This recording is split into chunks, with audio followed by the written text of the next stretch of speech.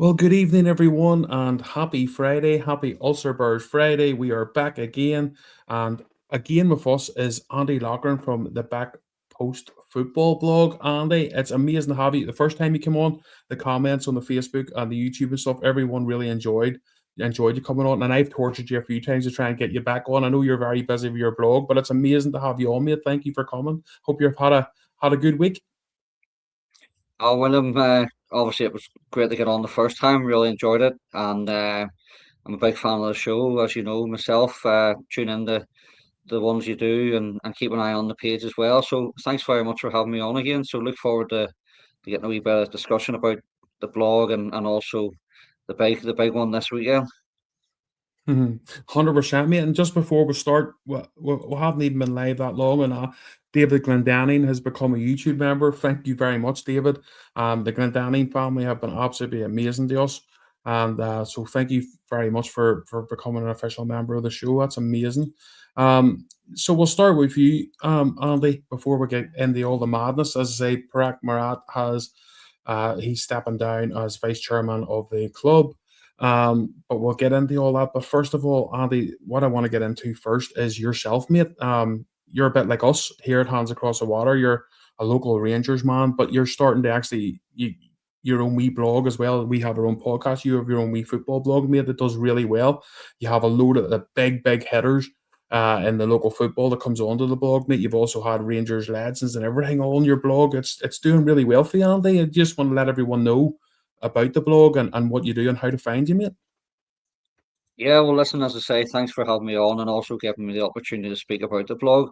Well, I started up the Back Post Football blog, which is on Facebook, just as a wee interest, mate, and around about October 2024, just to keep me sort of not busy, but a wee sort of side interest apart from family and work and obviously the football and stuff as well. So yeah, and basically how it works is I would send um local footballers, ex-players, current players, um a private message and explain what I do, and it's just as an interest, as I say, asking if they'd be interested in doing a text version of a Q&A. Just unfortunately, I don't have the time to, like yourself, the way you do it with the set up the video stream and stuff like that. So it's just text based question and answers. So yeah, as I say, starting up 2024. The first one I done was actually a friend of mine and also a fellow work colleague, Ryan Newbury, who's been about the local football amateur league scene for many years.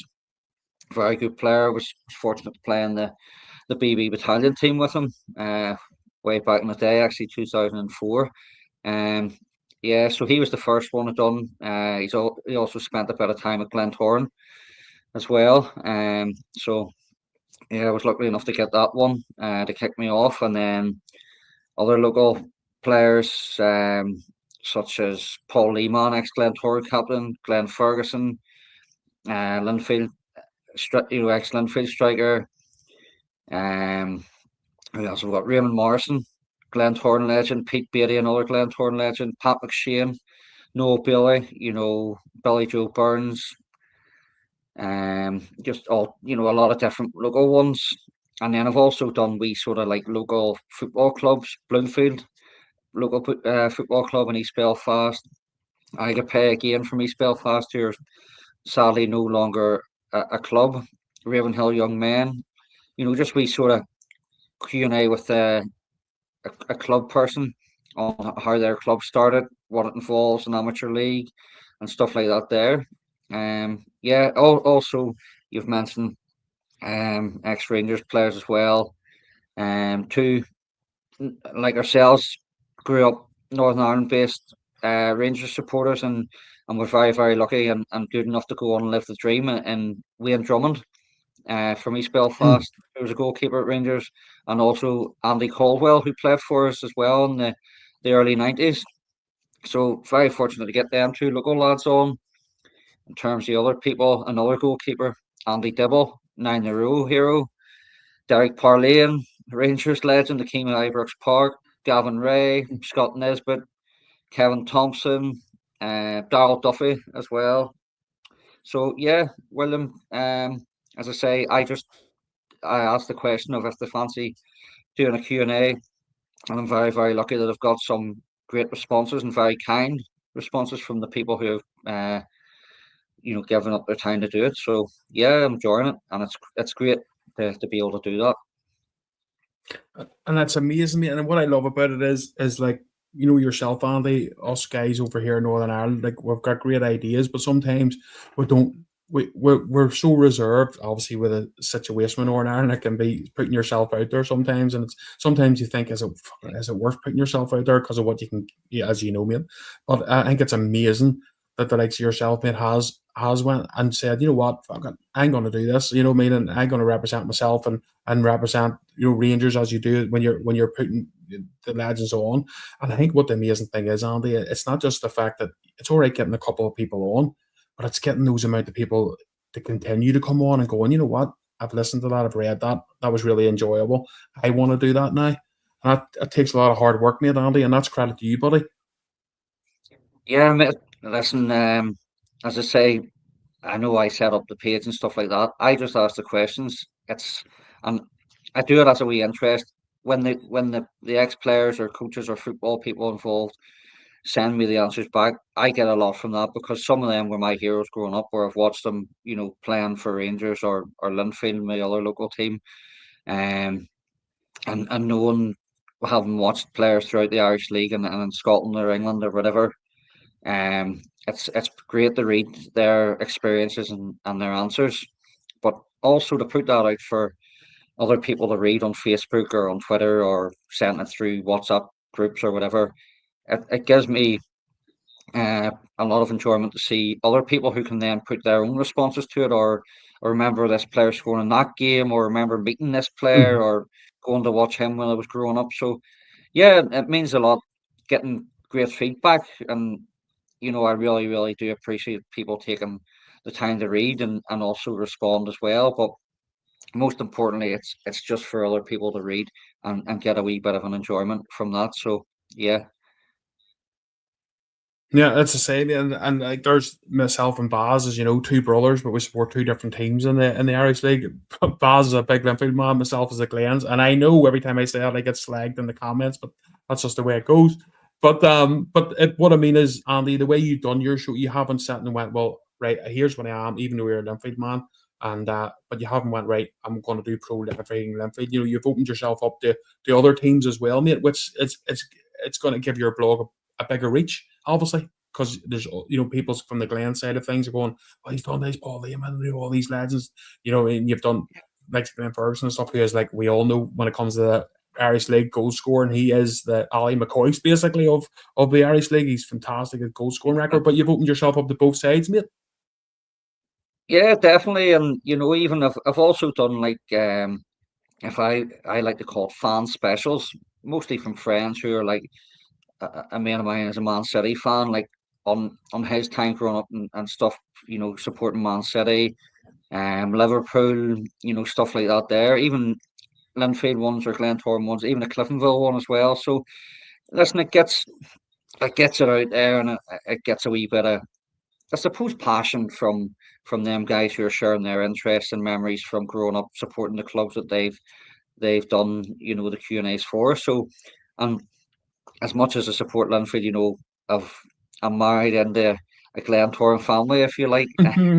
So, and a lot coming from East Belfast, I know a lot of people say, "Oh, East Belfast Blue man," but suppose the wise men come from the east and go and support the Blues. But I've a lot of mates and stuff who support the Glens, so that's all good banter. So it is. Yeah, no, 100%. That's what's all. It's all about the banter, mate, and as I say, that's what we try to put And across here, now, especially being. speak, speaking of which, my brother-in-law was just commented on the comments saying nothing wrong supporting the Glens. Don't know about that, Well, Nicky. I agree with him. I agree with him 100%. But so let's go on about Rangers then in general, mate. Well, as I say, Pratt Matt he's gonna he's vice chairman at the minute. He is coming down from that role. I say stepping down, should I say? Obviously, that's Mm. UEFA rulings have changed, and obviously going forward, if yeah, UEFA basically have said you can't do that. You know what I mean? Which is fair. I get that.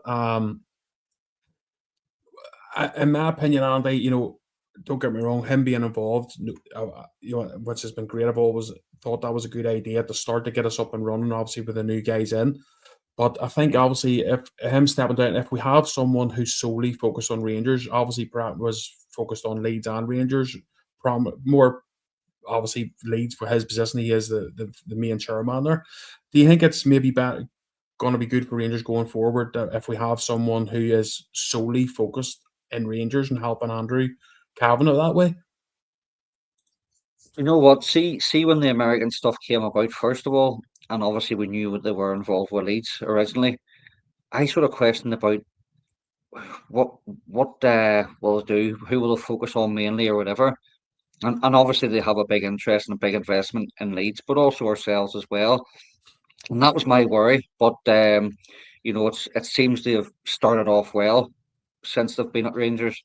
Okay, manager appointment stuff like that. There, I understand. But in terms of like investment or financial side of things, yeah, it has started off reasonably well. But William, as you know, in business and in football and stuff as well, ownership wise, you know, people come and go, even within the likes of ownership or you know financial backing wise and stuff. So if Parag has stepped out or stepped aside and someone else will come on board in that place, then I'm sure the 49ers, the group themselves will have someone in mind if that's to be, or if Andrew Kavanagh is just going to go, solo sort of thing. Who knows? But obviously big news coming out and especially on this weekend as well. I know it's off the pitch matters, but again, it does filter into the club, of course. Yeah, and I think the good thing is too, mate, I would say obviously Prague was more involved with the 49ers than Andrew. So maybe at the start they went, right, look, we want one of our men in there to see how things are going, to make sure all the club the way they want it run. So obviously, maybe they've sort of looked at it as well. Well, like we've seen enough now. We know the club's going in the right direction. Our investment is looking pretty good there and pretty solid with Andrew. And maybe they've went, okay, it's the right time for us to sort of, we can ease off when Pratt there. He can focus on Leeds, and now Rangers are taking all over quite nicely, Andy. And I know it was a rough start for them. Let's not deny that. We know that. With Russell Martin, because if you look back at the show we were on together, mate, we had a lot of issues and worries at the time. But I think Okay. they've opened up, they've put their hands up, Andy, and they've went, you know what, made a few mistakes, our guys, but they've done their best to rectify it, getting Danny Rohl in, and getting four very good players in during the window there. Yeah, listen, as you pointed out, the last time I was on, we were speaking about Russell Martin and stuff like that there, and the way things had started under the new ownership group. As we know, things didn't work out well in terms of the management wise, or sell well, or stuff like that there. So, um, there's sort of in any walk of life or job wise or whatever, everybody gets things wrong, and it's how you react from that and how you build on that, myself included, in my own job. Yeah. And you can only try your best moving forward. So yeah, Andy Kavanagh seems to be a bit more hands-on. He seems to be in Scotland a bit more. I believe he's possibly looking at buying a house in Scotland as well. If not, he already has bought one. So yeah, great that he's being hands-on with the ownership and showing the interest, and obviously in good in contact with the likes of Danny Rule and other officials and stuff as well. Yeah, and also Andy, it's good to hear the likes of Barry Ferguson, um, coming out there in an interview, and he was asked, "What do you think about Andrew Cavan?" Obviously, being with him a lot of time, obviously him being Barry Ferguson being an ambassador now, and he says, "Listen, he's got the bug, and listen, what Barry Ferguson, he's one of us." Andy, me, it's same as the guys and girls that are commenting here and listening to us. We know if you've got your Rangers at heart or if you don't, or it doesn't take us long to find out. So it's good the likes of Barry Ferguson, mate, who is no fool. That when he can come and say, "Listen, guys, he's got the bug here. Like he's all in. He's all in," and that gives us a lot of confidence, Andy. No, it does indeed. Obviously the Americans would have known about Rangers and who we were, before they even invested.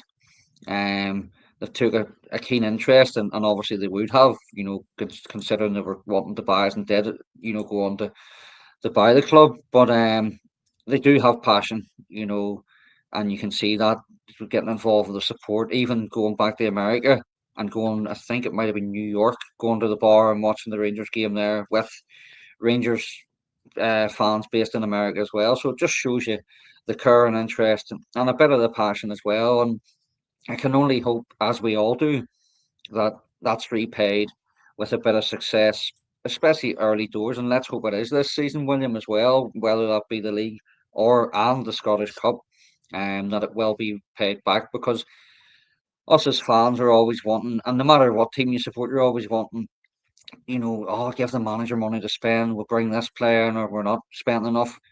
Well, they have put their money where the mouth is and backed Russell Martin, but also Danny Rohl as well. So fair play. Yeah, and Andy, what they could have done was, mate, if we're being honest here, they could have very much easily said, "Look, we invested a fortune there into the club. We put our 20 million in for a start. Then we went and put more investment in to buy the players. Okay, Russell Martin didn't do the greatest job, and Kevin Failwell either, and some of the guys that they brought in. But they very much Andy could have said in January, look, guys, we've invested all we can here. It's up to Danny Rooney as the manager to make the best out of them. But I think it proves again, mate, that they went into January and and in my opinion, every player they brought in has probably improved the areas that they brought them into. So it proves, mate, that they're not just talking. They are, as you say, put their money where their mouth is, and they're willing to back the club. Big time, because as we know, the financial fair play rule or whatever it's put down as now, clubs have to be very careful in terms of how much to spend and what to sell and stuff like that there. So as you say, the Americans could have said, right, well, we've spent big money in the summer, for Scottish based uh, club, will not do anything in January, or a couple of loans or whatever. And to be honest, I thought we'd maybe spend £5 million at most on one player. And Mm. they've sort of, you know, give the money to the manager to spend. He's to me has invested in positions that need strengthened, and also got players moved on or sold or whatever it may be. Obviously, work still needs done, in the summer and also later on next season as well. But that's obviously further down the line. But no, respect to the likes of Calvin and the other guys who have been come in the door and put the money where the mouth is, and held their hands up as well. Because if you remember the press conference under Thelwell as well, they were rightfully criticised, and they were honest with the fans and honest with the fan media and stuff as well. So yeah, they've held their hands up, admitted they had got things wrong, or they should have done things differently or better. And again, at the end of the day, whether we like it or not, they are only human. Yeah, and this is it, mate. You know yourself. You go into any job, you make mistakes at the start, don't you? It's very rare that you go in, you do everything. You maybe do a lot of things right, but you'll make mistakes until you learn the ropes. And I understand, like, Rangers is, and Andy, we know this, and everyone watching knows this. We know Rangers inside out because we live it. We live and breathe it. We always have, mate, as we were nippers.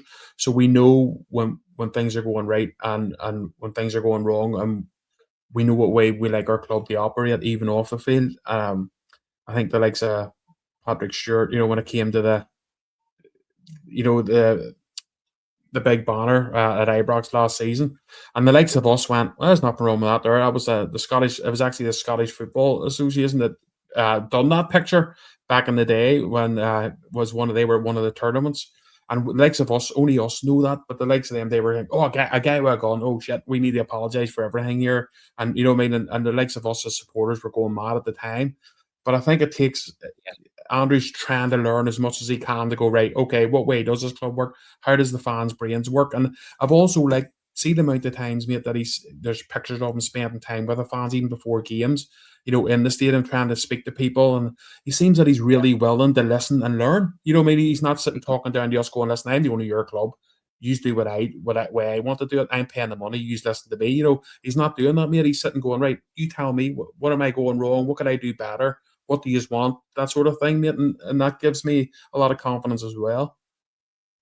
It does indeed. Obviously, as you say, and everybody watching and tuning in and follows the podcast and the page, we're all Rangers supporters. We have been from day one, and that'll never change, regardless of how the club's going. We love the club, and we always will. But in terms of you're saying about Kavanagh there, he's obviously American. Americans are passionate about sport as well. Maybe not so much about football as we know it, and it has got bigger. But even in terms of, like, if you look at the game against Hearts, the Armed Forces Day, the Rangers fans all love that because of the experience that comes with that. And the huge honor to have the ex forces or the current troops on the pitch or in and around the stands that day. And Kavanagh being American, and American people are very passionate about their military based people as well. He obviously got involved and wanted to speak, and you've seen the photos and videos and stuff like that. So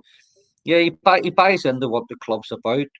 Obviously, he is buying in because he is there, as well as the others, to make a profit from the club, and that's just the way life is with any business, I suppose. But he's definitely bought into what the club means and what the club is about. So yeah, yeah, he's done well, and he's done his homework, I suppose, as well. Yeah, and the thing about there's just someone here. Let me see what Lennon says. Are we still on? But yes, the 49ers group. Nothing's changed in that way, mate. Lennon, nothing's changed in that way at all. As I say, Perot is just stepping down because of UEFA ruling. You can't be involved with two clubs, as in officially on the paper, but as say vice chairman of us and chairman of Leeds, so that just wasn't going to work with the rules moving forward. But yes, 49ers can still be involved. Rangers, no issues that way. It just the way it worked out with, which makes sense to be fair. When you can't be involved, have your finger in the pan both officially that way. But let me see. Andy, as I say, mate, we're just sitting there. Sorry, but I was just trying to answer that question. But yeah, I mean, what's your thoughts on everything Rangers in since the last time we talked? As say that was Russell Martin time. Things weren't great. Uh, We were trying our best on here to be positive. We did our yeah. best, but things have changed a lot since then, mate. So what's your thoughts on before we get into the Old Firm game? Obviously, because everyone wants to hear about that, and that's fair enough. But what's your Yeah. thoughts, Andy, since the last time you were on, mate, and where we've went with Danny Roll and where we're going now, mate?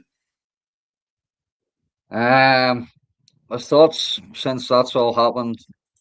Personally, I thought Russell Martin was the wrong appointment, but as I said, the guys made a mistake. They owned up to it. Danny Rowe came in at a time where we were struggling on the pitch, but also, getting heavily criticised by our own support, rightfully so, and also getting hit from the media and the outlets as usual. But he came in and picked up the pieces. He had a massive job in his hands. He's done well up to now, mostly. He still has a massive job in his hands because it's still early days. He's still a relatively young manager. Um, okay, he has experience in terms of guys he's worked with at town, the likes of Bayern Munich. He's been at Sheffield Wednesday as well. But I do think he still has a lot to learn as well, and you know he will pick that up and stuff, along the line. But obviously, where we were earlier on the season, and we all agree, if anybody had a said to you in February or whatever, Rangers will be involved in a title race or going for a Scottish Cup or whatever, you'd have probably said I dead on. But we are now where we are, and that's down to Danny Rule coming in, putting belief in the players and getting them playing a bit better, showing a bit more passion for the shirt as well. And sometimes that plays a massive part as well as bringing in quality players or whatever. You have to. We're talking about Kavanagh and the 49ers buying in and understanding the club. A lot of the players need to do the same as well, and I think some of them already have. So we've came on leaps and bounds, if you like, to a certain extent, but there's still a lot of work to do between now and the end of the season, and especially this summer. Regardless of what we do or may not win, there's still a massive, massive lot of work needing done. Yeah, 100%, mate. But what I like about it, Andy, is how many times, Andy, have we had the last few seasons where whether it's been Gio, whether it's been Michael Beale, whether it's been Philippe Clement, it's always been a disaster in October, and we have to wait to the summer to rip everything up, get rid of the 12 players that he brought in, bring in 12 players that the new guy once brought in, and then you're trying to get into the Champions League qualifiers. You're all over the place. Nobody's settled. I think now the difference is Danny Rule knows where he's at. He's got his four players that he's wanted in the window there. Also, there's players that he obviously likes that's already been at the club that he's improved for me. Um, and I think that gives us a far better head start. No matter, as you say, Andy, no matter what happens this season, we want to win the league. Of course we do. We want to win the cup. Of course we do. But if we just come short, and I'm not sitting there saying that that's what's going to happen. I hope we win the league, of course. But at least, Andy, going into next season, mate, we're not behind everybody as we always are. We've actually got a base there to build on, and we're not giving 8 games away in the league like we've done the start of this season. No, you're right. Listen, regardless of who's manager or what form we're in, Rangers will always be expected to be league champions or winning the Scottish or League Cup. It's just been part of the club for years. It has been, and as per we were the start of the season, we've clawed our way back into a title race. Job's not done. We need to go and finish it. Yes, there's still a lot of games to go. There's still a lot of challenges lie ahead. But unfortunately, it's part of the DNA of the support. And it comes with being successful, I suppose, as are other clubs as well throughout the world. The fans always demand the best in every game.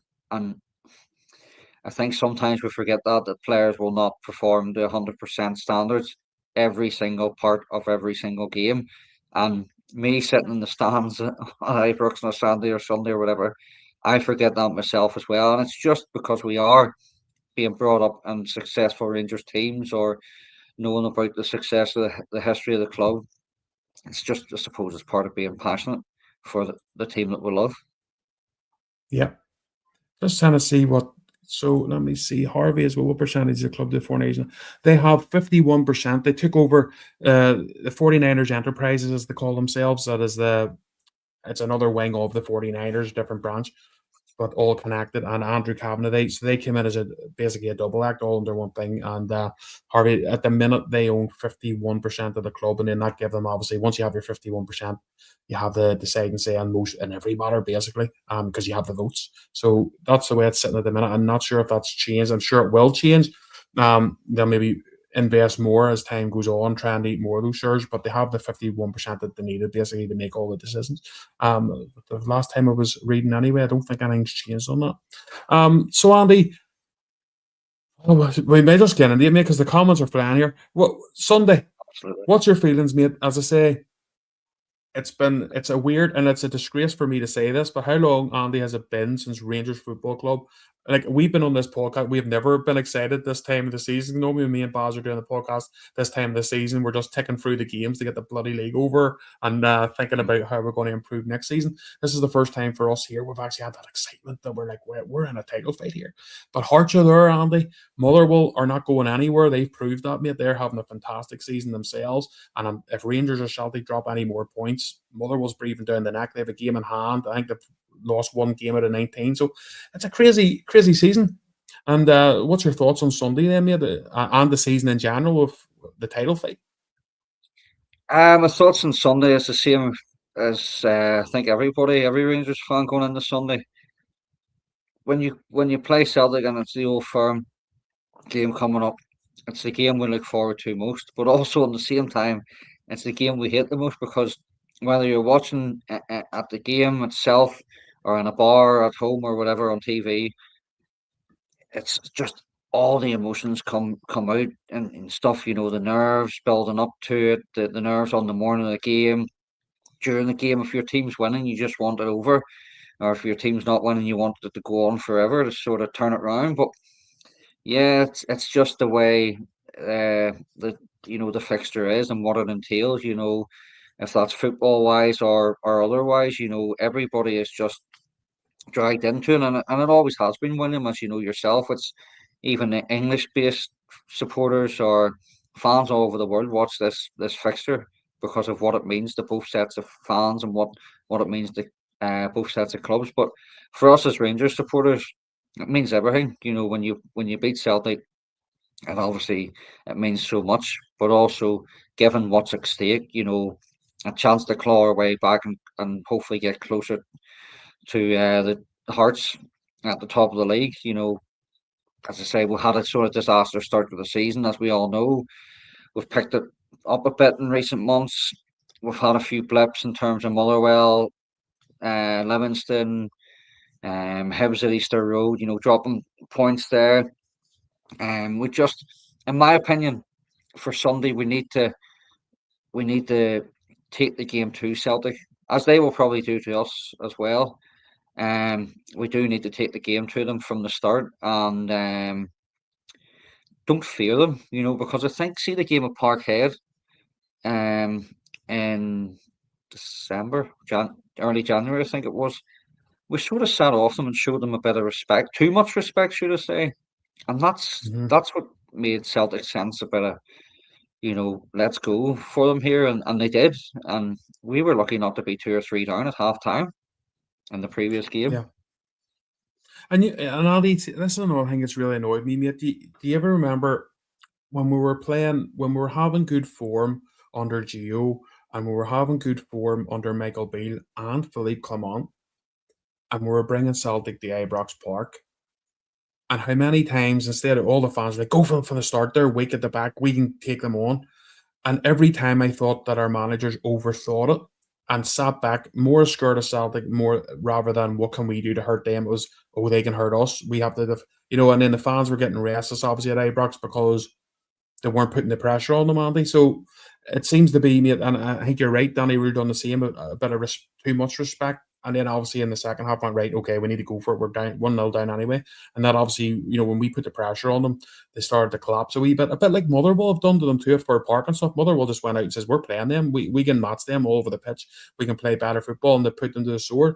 And I'm hoping Danny Rule this time, mate, doesn't do what other managers have done wrong in the past and give Celtic an out basically by starting slow and seeing how it feels out first 10 minutes. I hope Danny Rule just sends out a team there at the start and goes, right, let's have them. We're Rangers. If we're on it today, we'll take them, and I think that's what we need to do. I agree with you. The players, obviously, the players will be up for it. It's a game that means a lot to the fans. It means a lot to the players and both clubs as well. Um, you've got to be up for it, and if you're not, you shouldn't. You're at the wrong club, unfortunately. There's no room for any passengers in this fixture. And the fans will let let the players know that if there's any hiding or any messing about or whatever it might be. But I think we are going into it quietly confident as a team, but also as a fan base as well. And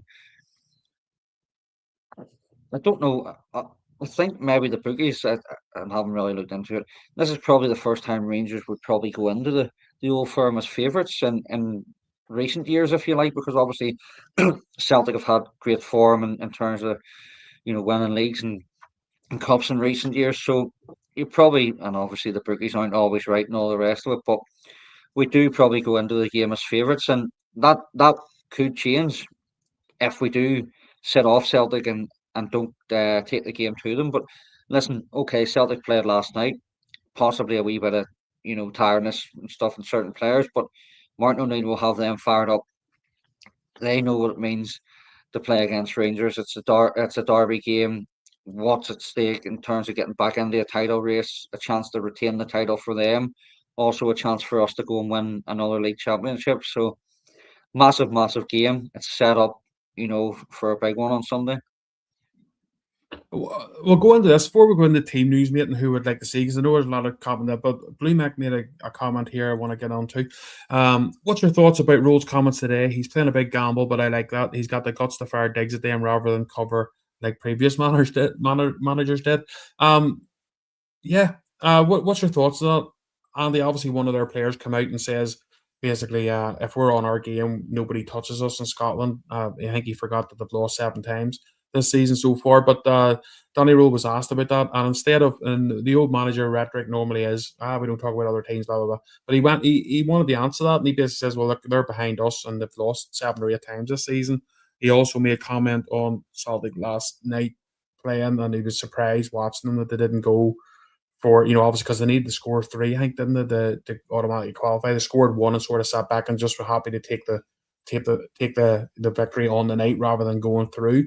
But what's your thoughts on Danny Rood sort of go up that? And I was surprised myself. Yeah, having watched his press conference, do you know what? He could have probably gave the old silly answer of, "Oh, we're just concentrating on our own game and stuff like that." As well, obviously he is, because he's Rangers manager and he has to concentrate on what he does and what our team does first and foremost. But obviously the fan base media asked him the question. He could have just hid from it, or batted it away. He answered it, and he answered it honestly. Obviously it was Luke McCann who was asked the question. I think it was after last night's game and stuff like that. There, saying about, if Celtic's on their game, nobody can match them in Scotland, which obviously we've seen in recent years when they have been on their game. That obviously we or anybody else in Scotland haven't been able to match them. But in my own opinion, if Celtic are on their game, Luke McCann doesn't feature in the Celtic team, because I think there's better players in that team than Luke McCann. So that's my own opinion. But um, I've also seen Martin O'Neill saying about, obviously journalists try and stir the pot and spice this fixture up, as we know with every game that comes around against if it's Rangers or Celtic. Journalists asked Martin O'Neill, I think, like, um, mentioned about Rohl's comments on Celtic's game last night, and O'Neill was like, sort of, oh, Rohl's only in the door, he's only up to Scotland recently, he's just inexperienced and stuff like that there. And you know what? Fair enough. Again, it's just, as I say, the Scottish media trying to build things up, and that's how they sell papers or sell articles or get clicks online or whatever. So it's always going to be that way. But where it matters is at Ibrox on Sunday on the pitch, whether it's Danny Rowe picking his team and delivering his uh, tactics, and the same on the other bench of Martin O'Neill. Rangers have to do their talking on the pitch. We've seen players of any club coming out with wee snippets in the media, push it overboard. Go and do the talking on the pitch and go and deliver for the 3 points, and the fans will be happy enough, and I'm sure the players will be, obviously, as well, if that happens. Mm-hmm. And see, to be fair too, though, like Martin O'Neill, we know the crack with him. Mate. He's from here. We've known a lot about him long before he was a Celtic, and he obviously being Northern Ireland international and stuff, and was proud to play for Northern Ireland. So we get all that. Yeah. But I would say, do you think Andy maybe he was probably wishing his player didn't say that either? He's probably saying to him, for fuck's sake, a bit of a. It's just, because you're only adding fired to us, obviously, in our squad. They go, is that the way it is? Oh, dead on. Not that we should need it, but it just gives you an extra wee, something to stick on the dressing room wall, doesn't it? Quite possibly, William, but O'Neill's obviously massive experience in terms of playing and also managing. He's been at Celtic. He's a Celtic supporter. He knows what the club's all about. So he's back there and it's give them a massive lift. But he'll have his players fired up on Sunday as much as we will have our players fired up. So yeah, it's going to make for a big, big, big game. And as I say, everything that's going to unfold, well, the atmosphere and tackles and everything else that comes with it gets everybody involved. So yeah, sure to be a big one.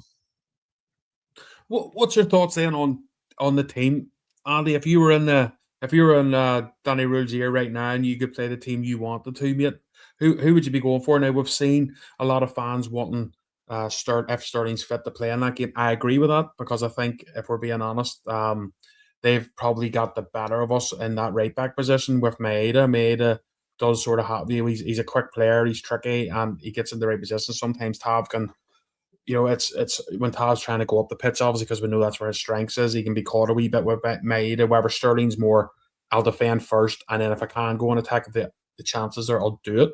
So we'll start with that position first, Andy. If you could, if everybody was fit, who would you like to see at that right back position for the game? Gary Stevens.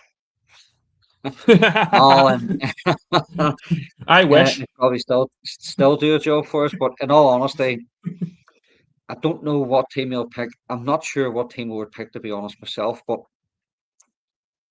if Sterling's fit, I would maybe play him because he obviously seems a bit more defensive minded and a wee bit more solid at the back, if you like, than Tavernier. But listen, Tavernier gets slated, and sometimes rightfully so. I think Tavernier's done all right this season.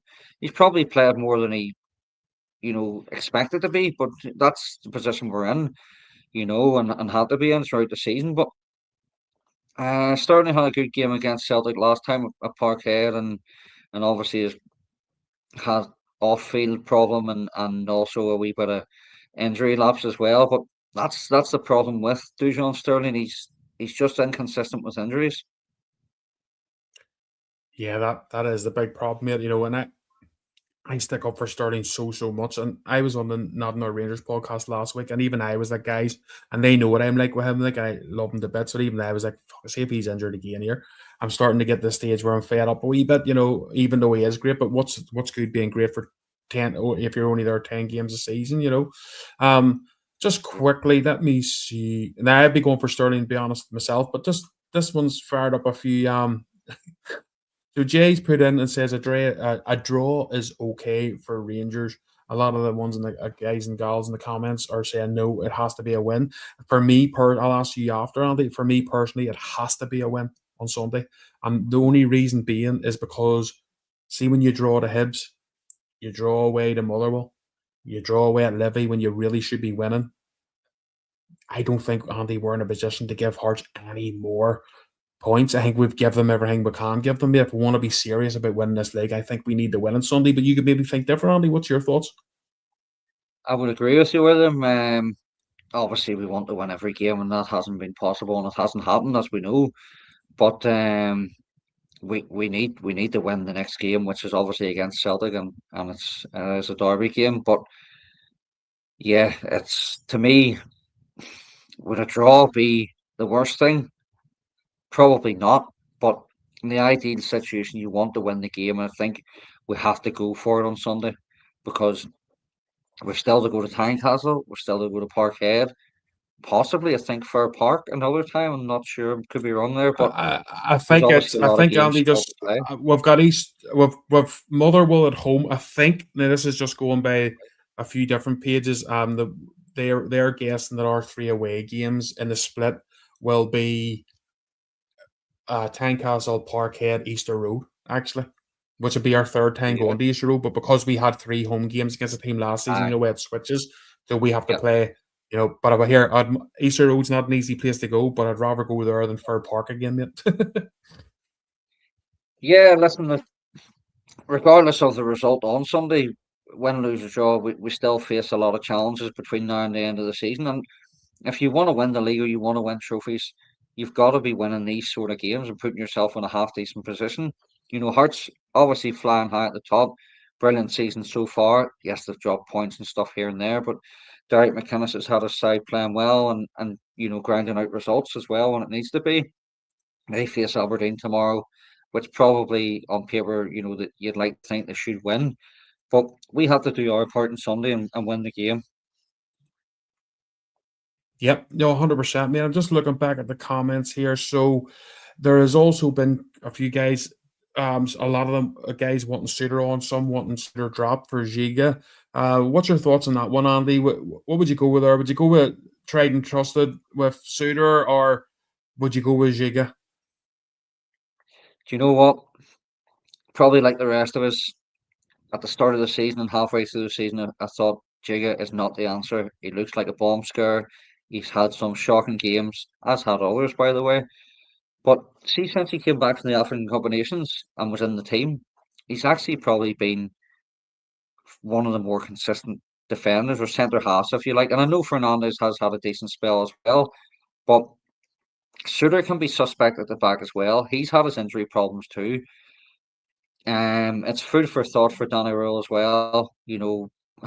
Does he maybe go with three at the back at home, play three centre halves? Who knows? Push Romans and Tavernier or whoever further forward or whatever it may be. It's definitely an interesting one. But if you're asking me, if you're picking two centre halves, it would be Fernandez and Giga. And I don't know if you know, that gives room for Celtic to get pace in behind us or whatever, because that's what they targeted on in the New Year game, pace in behind, and we didn't match them for the first 35 to 40 minutes. So we need to get the team right, but also the team that's picked, regardless of who us as fans or whatever want in the team, whoever's on the pitch in the 11, 10 blue shirts and Jack Butland or whoever the goalkeeper may be, must give everything and absolutely go out there and perform to the best of their ability. Yeah, and anyone that's watching, anyone that's new, please subscribe to the page. Would really appreciate that because it does help us. You can also become a member as well for as little as 99p, which also helps the page and helps us bring more content out. So if any of you would like to do that, you're more than welcome.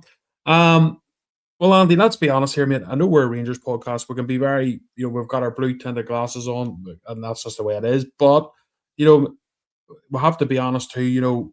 Martin O'Neill, yeah, he's got a very poor Celtic side, but he's a wily old fox, mate. He knows this fixture as good as anyone, and he can set his teams up. But it comes to that whole thing what you said, Andy, isn't it? It's like I hope Danny Rule doesn't think about that too much and just goes right. We've got the players for player. I think we're the better team attacking wise, especially they've got Trusty and stuff out, so that's got to be a headache for them. And I think they sort of strike while the iron's hot, mate. Because if we let the game go down, or if we give up a silly mistake that we've done a few times before, Andy, in this fixture, as you know, and give them a chance to go 1-0 up, that's when it could be really, really tough for us. But it's all about Rangers for me, mate, this time, Andy. Just going out there, getting your good players on and playing the game. But another question is, and Olsen, obviously, everyone was very excited to have Olsen in. Now, we know out of the four signings we've had, he's the one that didn't play just as much with his club team, so he's still catching up a bit. But he was obviously bought and brought, or well, should I say, brought in, but a big loan fee paid for these fixtures. Would you be starting him, mate? There's a few guys saying, look, no, he hasn't done enough, or do you think, look, this is the kind of game he should shine in? I suppose you could say he's sort of struggled a wee bit since he's came to Ibrox on loan. But again, and I know somebody pointed out there in the comments earlier, possibly the team or players or the setup isn't suiting Skov Olsen. But again, you've got to adapt as a footballer, especially as a professional footballer. You have to adapt to playing different systems or different rules or whatever. Um, so he's not the only one who has sort of flattered to deceive, if you like. If you look at the likes of Kasama, in my opinion, he's been very, very poor for the money we've paid for him in the summer. He's been a couple of decent spells or decent moments in games, but he's been disappointing, I thought. But listen, I think Ro alluded to it earlier on the press conference. He's got players fit and he's got two or three players in different positions. Gives the manager a headache, and that's a good thing, I suppose, from a managerial point of view.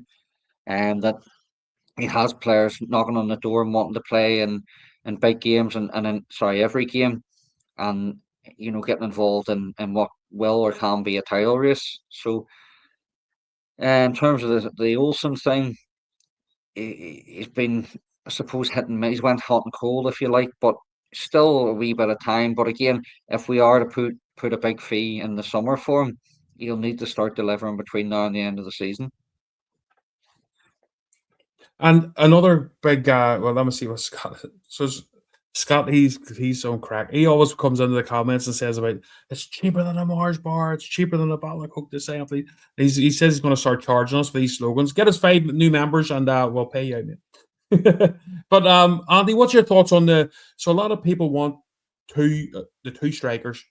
It's something we haven't had for a long time. David Egger from Heart and Hand, as you know, he's loving life because anytime he sees two strikers, he's been begging for that for the last 10 years. What's your thoughts on that, mate? Would you go for, like a three, maybe cams or whatever, two wingers and a cam, Mikey Moore behind one striker, or would you just go two strikers, Nadir each or Midi, and have like say Olsen and Moore behind them, or what's your thoughts on that?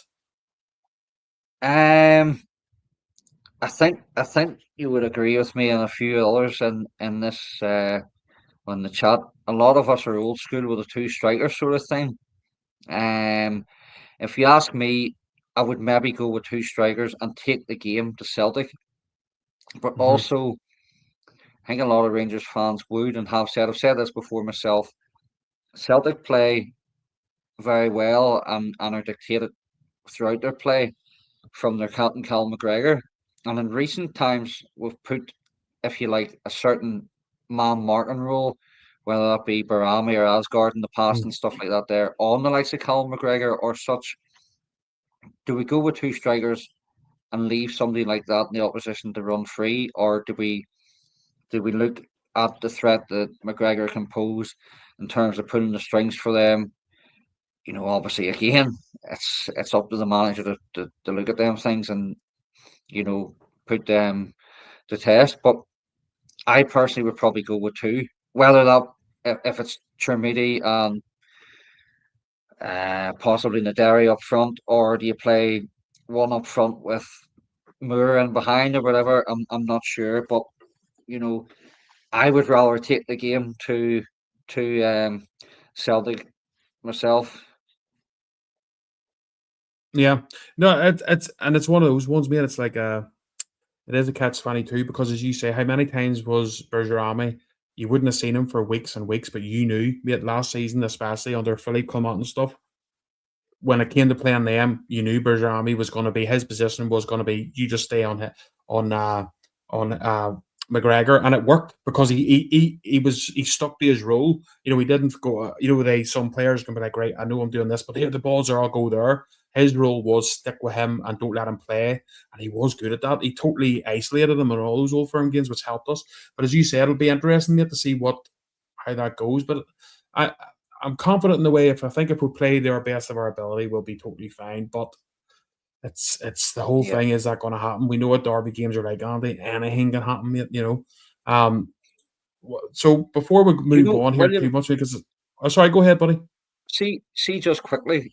Listen, I know obviously it comes down to the team that's picked. We're saying about players being inconsistent or not performing and stuff.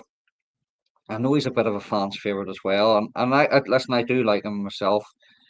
I think Nico Raskin is due a big performance against Celtic, but also a big performance because, Mm. in my opinion, I think he's failed a wee bit to deliver in recent games, and he comes with a bit of hype, having get the call up to the Belgium squad and stuff. So I think Raskin knows a bit of a turn here on Sunday, as do the other 10, of course, in the park as well. But yeah, given that he's supposed to be one of the leadership group or an experienced player in this Rangers team, I think he needs to pull should say pull the socks up. He doesn't really pull his socks up, does he? In terms of his own socks, but no, pull the sleeves up and give us a big performance on Sunday.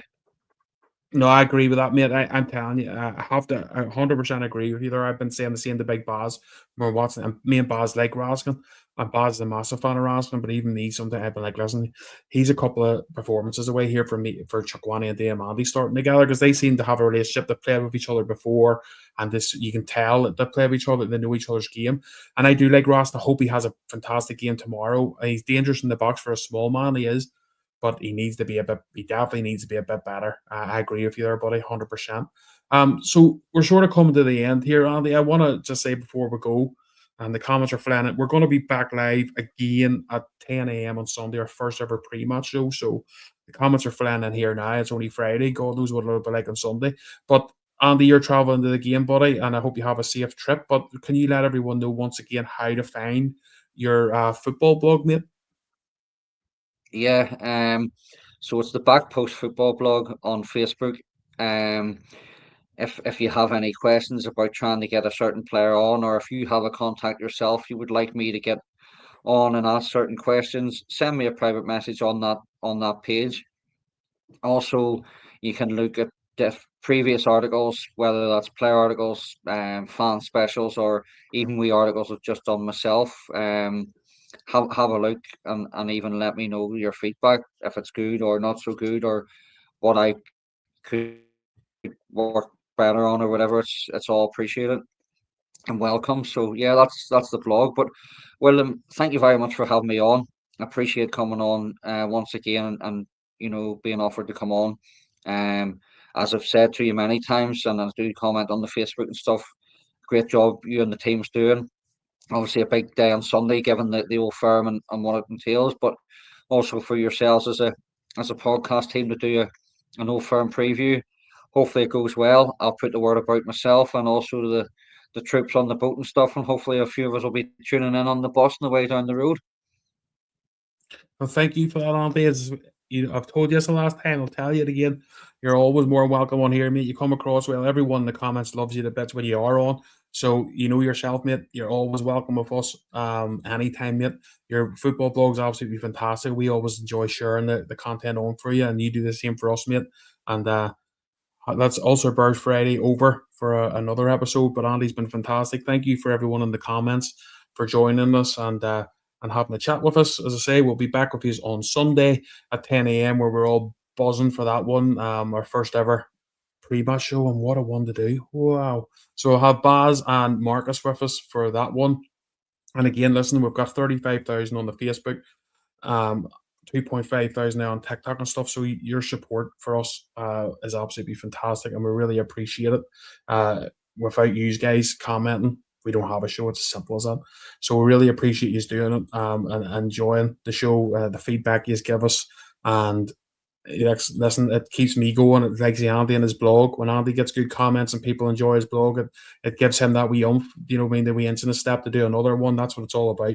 So appreciate you, appreciate all your comments. Thank you. Enjoy yourselves if you're going to the game on Sunday. All the ULSTERBEARs that are tuning in, be safe. Enjoy the trip over. Anyone that's not going over, enjoy yourselves in the pubs and clubs. Same as anyone watching the Rangers across the world. We appreciate you all. Enjoy yourselves. Let's hope when we're back with you after the Sunday pre-match show on Monday, we're all happy birds. We've got the result. Let's get the win, Rangers. Let's believe in ourselves. And let's put a good team out and go for the start, because I think we can do the job. Thanks, everyone. Brilliant to chat to you.